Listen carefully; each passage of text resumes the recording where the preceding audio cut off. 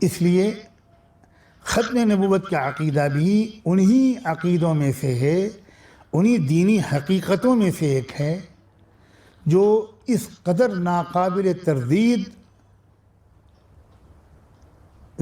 ذریعے سے مسلسل ہم تک پہنچے ہیں، ان تک پہنچی ہیں، جس کو تواتر کہتے ہیں، اور ان پر ایمان رکھنا، ان کو نہ جھٹلانا، یہ مسلمان ہونے اور رہنے کے لیے ضروری ہے۔ اگر ان کا انکار کیا گیا، اس طرح کی کسی بھی حقیقت کا انکار کیا گیا، یا اس کا مطلب کوئی اور بیان کرنے کی کوشش کی گئی جو صدیوں سے امت مطلب سمجھی ہے، اس کے علاوہ کوئی مطلب بیان کیا گیا، تو یہ بھی یقینی طور پر کفر ہے۔ کوئی کہے میں مانتا تو ہوں کہ لا الہ الا اللہ، بالکل میرا ایمان ہے اس کلمے پر، لیکن اصل میں اس کا مطلب وہ تھوڑی ہے جو عام مسلمان سمجھتے ہیں۔ وہ تو اللہ میں ہوں، تو لا الہ الا انا اس کا مطلب یہ ہے، یا لا الہ الا حضرت علی اللہ تھے، اللہ تعالیٰ حلول کر گئے تھے حضرت علی میں، لہذا یہ بات علی کے بارے میں کہی گئی۔ اب کوئی کہے کہ صاحب یہ کلمے کو مانتا تو ہے، اب اسے کافر کیسے کہہ سکتے ہیں؟ عزیزوں، کسی لفظ کا جو مفہوم لفظ ہی متواتر نہیں ہے، اس کا معنی اور مفہوم بھی متواتر ہوتے ہیں۔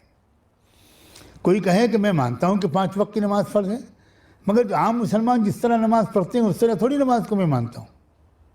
وہ تو دل کا اللہ تعالیٰ سے ایک تعلق ہے جس کو کہا گیا ہے۔ تو یقینی طور پر یہ شخص بھی کافر مانا جائے گا، صرف گمراہ نہیں مانا جائے گا۔ میری بات پر دھیان دیجیے۔ حقائق اور ان کے مفاہیم،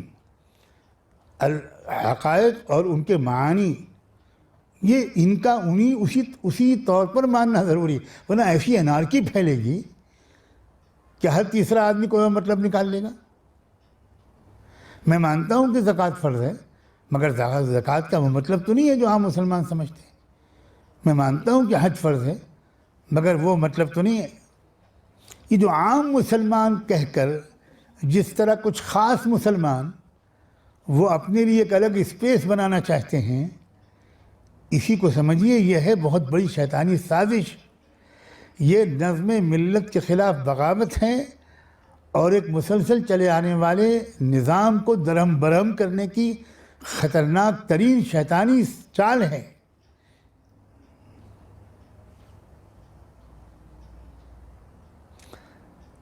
اب آگے میں ایک بات ذرا اور عرض کرنا چاہتا ہوں، کیونکہ یہ باتیں تو اکثر شاید آپ کے سامنے آ چکی ہوں۔ ایک سوال اٹھایا جاتا ہے کہ نبوت و رسالت نعمت ہے کہ نہیں؟ کہا جاتا ہے کہ آپ لوگ تو کہتے ہیں کہ نبوت و رسالت سے بڑھ کر تو اس دنیا میں کوئی نعمت ہی نہیں، تو اتنی بڑی نعمت کو آپ کہتے ہیں اللہ تعالیٰ نے اس کی پیداوار روک دی۔ چاول گیہوں سب پیدا ہو رہا ہے، ہوا چل رہی ہے، روشنی بھیجی جا رہی ہے، اور نبوت جیسا سرچشمہ ہدایت بننے والا انسٹیٹیوشن وہ اللہ نے بند کر دیا۔ اب ہماری جو سمجھ کی حالت ہے وہ یہ ہے کہ آپ کتنی بھی احمقانہ بات کرو، مجمع انشاءاللہ اتنا کم سمجھ ملتا ہے کہ وہ بھی جھومنے لگتا ہے کہ بھئی ہاں یہ بات تو صحیح ہے۔ گمراہی اتنی پھیل رہی ہے، نبی کی ضرورت ہے، اور یہ کہہ رہے ہیں کہ نبی آنا بند ہو گئے۔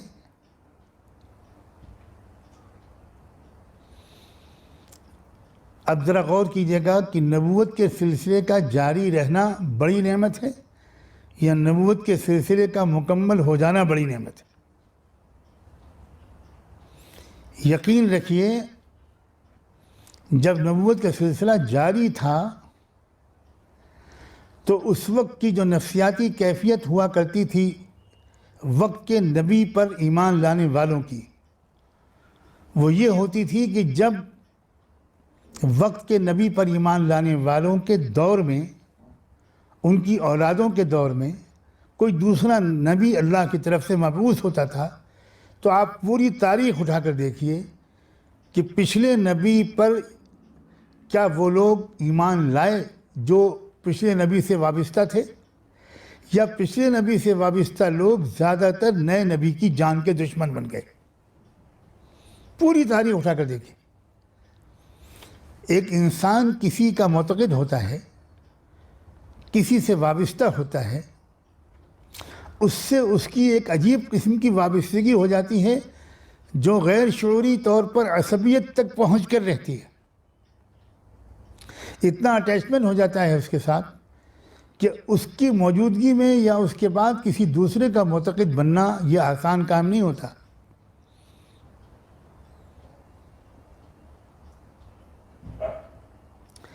اسی لیے ہر دور میں پچھلے نبی پر ایمان لانے والوں کا سخت امتحان ہوتا تھا کہ وہ نئے نبی کے ساتھ کیا سلوک کرتے ہیں، اور اس امتحان میں اکثر و بیشتر پچھلے نبی پر ایمان لانے والے لوگ کامیاب نہیں ہو پاتے تھے، وہی دشمن بن جاتے تھے. نئے لوگ تو ایمان لے آتے تھے لیکن پرانے لوگ دشمن بن جاتے تھے. آپ غور کیجئے حضرت عیسیٰ علیہ السلام کے ساتھ کیا ہوا. کون لوگ دشمن بنے حضرت عیسیٰ علیہ السلام کے؟ کن لوگوں نے ان کے اوپر مقدمہ چلوایا؟ کن لوگوں نے ان کو سزائے موت دلوانے کی کوشش کی؟ یہ وہی لوگ تو تھے جو پچھلے نبی موسیٰ علیہ السلام پر ایمان رکھتے تھے، جن کو یہودی کہتے ہیں. انہی کی طرف تو بھیجے گئے تھے عیسیٰ علیہ السلام بھی. لیکن ان کی طرف سے عیسیٰ علیہ السلام کا تجربہ کیا ہوا؟ فَلَمَّا أَحَسَّ عِيسَىٰ مِنْهُمُ الْكُفْرَ قَالَ مَنْ أَنصَارِي إِلَى اللَّهِ. یہ لوگ دشمن بن گئے عیسیٰ علیہ السلام. اس قدر دشمن بن گئے کہ انہوں نے تو ان کا جینا دو بھر کیا، انہوں نے تو ان کے اوپر مقدمات چلوائے، اور انہوں نے تو ان کے اوپر اپنی مذہبی عدالت سے سزائے موت کا فیصلہ جاری کروایا، اور اس کو نافذ کروانے کی بھی اپنی سی بھرپور کوشش کر ڈالی. اللہ نے مداخلت کی اور وہ کوشش کامیاب نہیں ہوئی، یہ ایک الگ بات ہے. پھر رحمت دو عالم سیدنا محمد رسول اللہ صلی اللہ علیہ وآلہ وسلم جب تشریف لائے تو کون لوگ ان کے اشد الناس عداوۃ قرار پائے؟ کون لوگ بدترین دشمن بن گئے؟ بنو اسرائیل کے انبیاء علیہ السلام پر ایمان رکھنے والے لوگ، اہل کتاب، یہود اور نصارہ دونوں، وہ جانی دشمن بن گئے. تو اب ذرا سوچئے، اس محبت کو یاد کر کے سوچئے جو آپ کے دل میں محمد رسول اللہ سے ہے. اگر رسول پاک صلی اللہ علیہ وسلم کے بعد کوئی نبی آتا اور کہتا ہم سے کہ اب تم کو ہم پر ایمان لانا اور ہماری اطاعت اور اتباع ضروری ہے، تو آپ بتائیے کہ کیا مسلمان اس کے لیے آمادہ ہوتے؟ ہم اور مسلمان دامن مصطفیٰ چھوڑ کر کسی اور دامن سے وابستہ ہونے کو قبول کرتے؟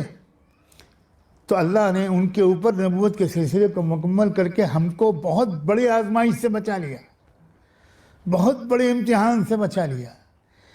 اب آپ بتائیے کہ نبوت کے سلسلے کا جاری رہنا بڑی نعمت تھی یا نبوت کے سلسلے کو حضرت پر مکمل کر دینا اس سے بڑی نعمت ہے؟ امت محمدیہ کو تو اس کے اوپر مسلسل شکر بجا لینا چاہیے کہ اللہ آپ نے ہم کو ایک بہت بڑے امتحان سے بچا لیا.